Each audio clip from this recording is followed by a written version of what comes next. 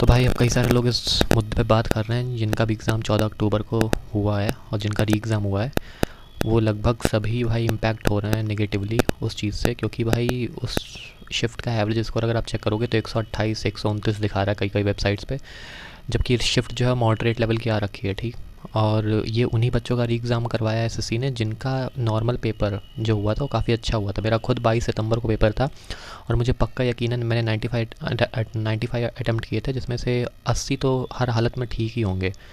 तो ये उन्होंने भीड़ में से उन बच्चों को उठाया जिनका पेपर काफ़ी अच्छा गया था, जिनके मतलब ओवरऑल मार्क्स काफ़ी अच्छे बन रहे होंगे, और उनका एग्ज़ाम रीशेड्यूल्ड किया और उनका री एग्ज़ाम करवाया 14 अक्टूबर को, ताकि जो भीड़ में जो अच्छे बच्चे हैं जिनका अच्छा स्कोर जा रहा होगा नॉर्मल पेपर में, उनका फिर से री एग्ज़ाम हो और फिर उन्हीं में कंपटीशन हो, ठीक। और उसी चक्कर में ये कुछ अगर इन्हें कुछ उल्टा सीधा करना होगा तो वो कर पाएंगे, तो पता भी नहीं चलेगा, क्योंकि भाई लगभग हर बच्चे जिसने 14 अक्टूबर का पेपर नहीं दिया हुआ है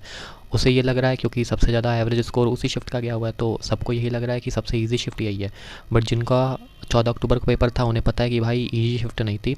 मॉडरेट लेवल की शिफ्ट थी।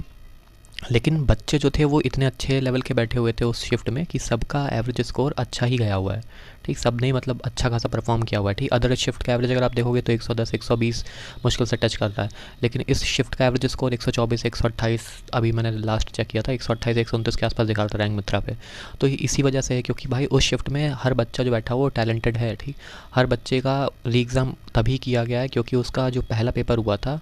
री एग्ज़ाम से होने वाला पहला जो पेपर था नॉर्मल पेपर, वो काफ़ी अच्छा गया हुआ था उसका, तभी एसएससी ने जानबूझ के उसका दोबारा पेपर करवा रखा है, क्योंकि ज़्यादातर बच्चों का कोई इशू नहीं आया था जिनका भी री एग्ज़ाम हुआ है, ठीक। ज़्यादा से ज़्यादा में जैसे मेरे में दिक्कत थी थंब की, कई सारे और में दिक्कत थी कि फेस या आधार की कोई दिक्कत थी, बाकी लेकिन मेजॉरिटी ऑफ द स्टूडेंट उन्हीं की है जिनमें भाई कोई दिक्कत नहीं थी, उनका जो नॉर्मल पेपर हुआ था। तो एसएससी ने जानबूझ के मेरे ख्याल से री एग्ज़ाम करवा रखा है, जो भी सीन है पता नहीं, ना तो इनके पास कोई डेटा है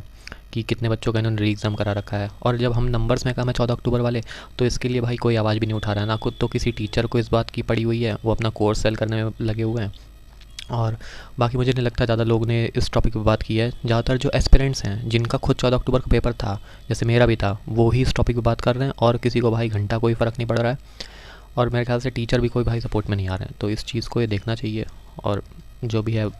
समझ में नहीं आ रहा भाई, क्योंकि ये ऐसे तो नेगेटिवली हम ही लोग इम्पैक्ट होंगे जिनका 14 अक्टूबर को पेपर था, जो कि चीज़ सही नहीं है। तो इस चीज़ को भाई जितना ज़्यादा शेयर कर सकें उतना ज़्यादा सही रहेगा, क्योंकि 14 अक्टूबर वालों को ये नेगेटिवली इम्पैक्ट करेगा, क्योंकि अदर शिफ्ट का एवरेज, क्योंकि नॉर्मलाइजेशन तो शिफ्ट के एवरेज के अनुसार होगा, शिफ्ट टू शिफ्ट वैरी करेगा नॉर्मलाइजेशन। तो इस चीज़ पे बात होनी चाहिए भाई। Thank you.